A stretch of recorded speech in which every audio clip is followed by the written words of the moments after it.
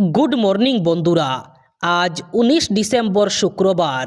আজকের সকালের বরাক তথা সমগ্র আসামের গুরুত্বপূর্ণ খবরগুলি হল: কংগ্রেস ২০৩৬ সালের জন্য প্রস্তুতি চালাচ্ছে।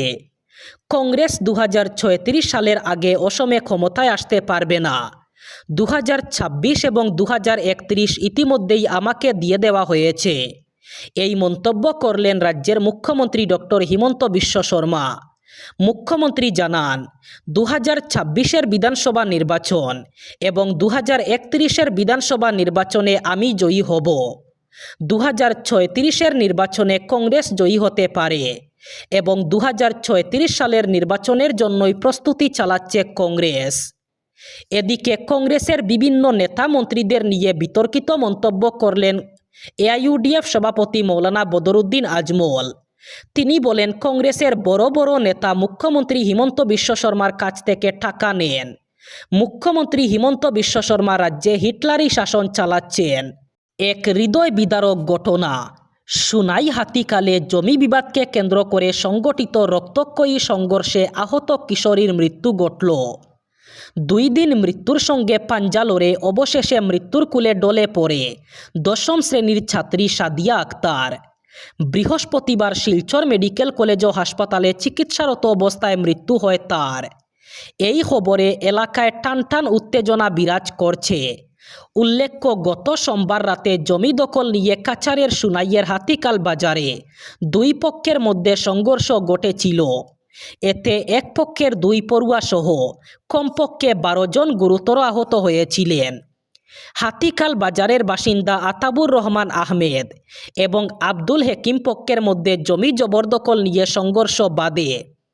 ঘটনার পর নিয়ে কচুদরম থানায় আব্দুল হেকিম পক্ষে মামলা দায়ের করা হয়।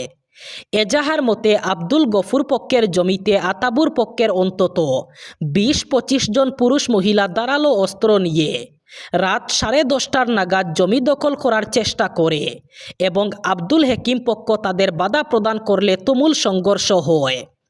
এতে আব্দুল হেকিম পক্ষের অন্তত ৯ জন গুরুতর আহত হন। থানায় দায়েরকৃত এজাহার সূত্রে জানা গেছে, আব্দুল হেকিম তার স্ত্রী এবং পুত্র শোয়েব আহমেদকে বিরোধীরা বেধড়ক মারধর করার সময় তার দ্বিতীয় মেয়ে সাদিয়া আক্তার রাতে টিউশন থেকে বাড়ি ফেরার পথে মা বাবাকে মারধর করতে দেখে এগিয়ে গেলে দুষ্কৃতীর হাতে আক্রমণের শিকার হয়। এতে সাদিয়া গুরুতরভাবে আহত হয়। এছাড়া সাদিয়ার ভাই শোয়েব আহমেদও ঘটনার গুরুতরভাবে আহত হয়েছে। ২ দিনের কর্মসূচি নিয়ে আগামীকাল রাজ্য সফরে আসছেন প্রধানমন্ত্রী নরেন্দ্র মোদী। ২ দিনের কর্মসূচি নিয়ে অসম সফরে আসছেন প্রধানমন্ত্রী। এ ব্যাপারে রাজ্যের মুখ্যমন্ত্রী ডক্টর হিমন্ত বিশ্ব শর্মা জানান, প্রধানমন্ত্রী নরেন্দ্র মোদী শনিবার দুপুর ২টা ৪৫ রাজ্যে পৌঁছাবেন এবং বড়জারে আসামের প্রথম মুখ্যমন্ত্রী গোপীনাথ বরদলৈয়ের একটি মূর্তি উদ্বোধন করবেন। এরপর তিনি লোকপ্রিয় গোপীনাথ বরদলৈ আন্তর্জাতিক বিমানবন্দরের নতুন টার্মিনালের উদ্বোধন করবেন। প্রধানমন্ত্রী বিমানবন্দরের কাছে একটি জনসভায় ভাষণ দেওয়ার কথাও রয়েছে, যেখানে মুখ্যমন্ত্রী শর্মা ব্যবস্থা পর্যালোচনা করেন। সমাবেশের পর প্রধানমন্ত্রী মোদী রাজ্য বিজেপি সদর দপ্তরে যাবেন এবং আসাম জুড়ে নেতা ও দলীয় কর্মীদের সাথে মত বিনিময় করবেন, যেখানে কয়েক মাসের মধ্যে নির্বাচন অনুষ্ঠিত হতে চলেছে। প্রধানমন্ত্রী কইনাদারার রাষ্ট্রীয় অতিথিশালায় রাত্রি যাপন করবেন।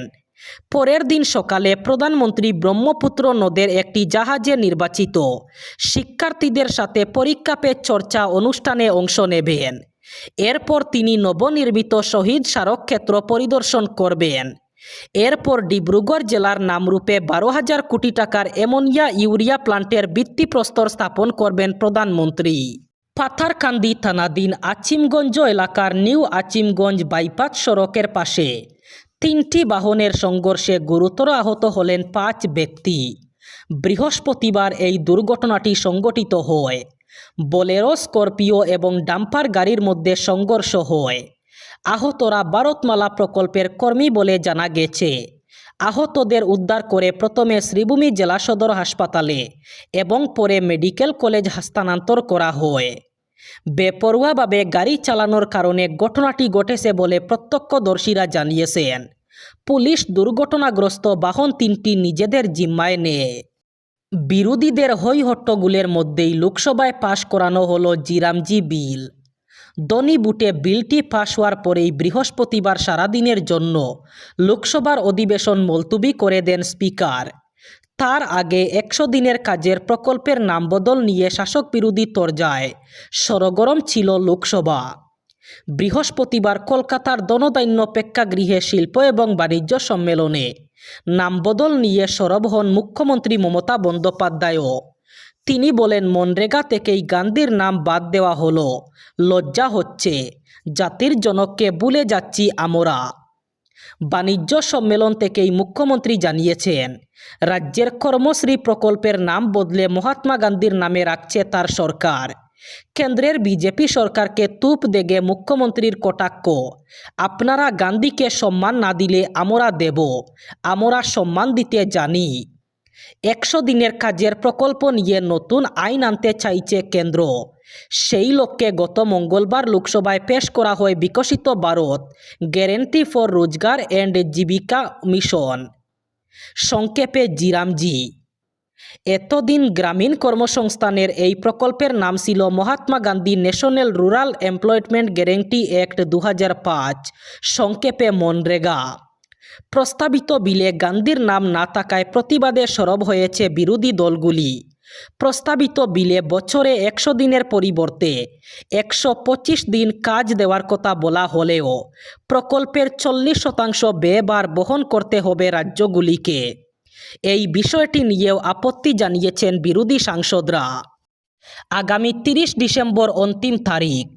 বিনামূল্যে ই-রিকশার জন্য আবেদন না করলে এক্ষুনি আবেদন করুন। এবার রাজ্যের ভাষিক সংখ্যালঘুদের বিনামূল্যে ই-রিকশা দিচ্ছে ভাষিক সংখ্যালঘু বোর্ড।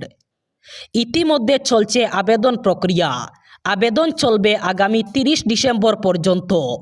আবেদন করতে হলে প্রথমেই আপনাকে বার্ষিক আয়ের প্রমাণপত্র অথবা ইনকাম সার্টিফিকেট, প্যান কার্ড, আধার কার্ড, ভোটার আইডি এবং পাসপোর্ট সাইজের ফটো হলেই আবেদন করতে পারবেন। ভাষিক সংখ্যালঘুর ওয়েবসাইটে গিয়ে আপনি অনলাইনেও আবেদন করতে পারবেন। ছেলেমেয়েরা স্কুলে না গেলে এবার মেসেজ যাবে মা বাবার মোবাইলে। স্কুলে আর কোনো ছাত্রছাত্রী ফাঁকি দিতে পারবেন না। একটানা 5 দিন অনুপস্থিত থাকলে অভিভাবক এবং শ্রেণী শিক্ষকের কাছে যাবে মেসেজ। এবার রাজ্যে চালু করা হয়েছে স্বয়ংক্রিয় SMS অ্যালার্ট ব্যবস্থা। রাজ্যে যদি কোনো ছাত্রছাত্রী একটানা 5 দিন বিদ্যালয়ে অনুপস্থিত থাকেন, তাহলে তাদের মা বাবার মোবাইলে মেসেজ যাবে, সেই সাথে ক্লাস টিচারের মোবাইলেও মেসেজ যাবে। এবার রাজ্যে ছাত্রছাত্রীদের বিদ্যালয় ফাঁকি বন্ধ করার জন্য এই ব্যবস্থা চালু করল সরকার। এই খবর জানিয়েছেন রাজ্যের শিক্ষামন্ত্রী ডক্টর রনোজ পেগু। তিনি জানিয়েছেন, এবার আর কোনো ছেলে মেয়ে স্কুল ফাঁকি দিতে পারবে না। একটানা 5 দিন স্কুলে অনুপস্থিত থাকলে অভিভাবক এবং ক্লাস টিচারের মোবাইলে মেসেজ যাবে। এবার বরাক উপত্যকার 3 জেলার আজকের আবহাওয়ার খবর। আজ 19 ডিসেম্বর শুক্রবার বরাক উপত্যকার 3 জেলায় ঠান্ডা বেশি থাকার সম্ভাবনা। আজ শিলচর কাছাড়ে সর্বোচ্চ তাপমাত্রা থাকবে 25 ডিগ্রি সেলসিয়াস এবং সর্বনিম্ন তাপমাত্রা থাকবে 13 ডিগ্রি সেলসিয়াস। শ্রীভূমি করিমগঞ্জে আজ সর্বোচ্চ তাপমাত্রা থাকবে 25 ডিগ্রি সেলসিয়াস এবং সর্বনিম্ন তাপমাত্রা থাকবে 13 ডিগ্রি সেলসিয়াস। একইভাবে হাইলাকান্দি জেলায়ও আজ সর্বোচ্চ তাপমাত্রা থাকবে 25 ডিগ্রি সেলসিয়াস এবং সর্বনিম্ন তাপমাত্রা থাকবে 13 ডিগ্রি সেলসিয়াস। এই ছিল আজকের সকালের গুরুত্বপূর্ণ খবরগুলি। ভিডিওটি অবশ্যই লাইক করবেন এবং চ্যানেলটি সাবস্ক্রাইব করবেন।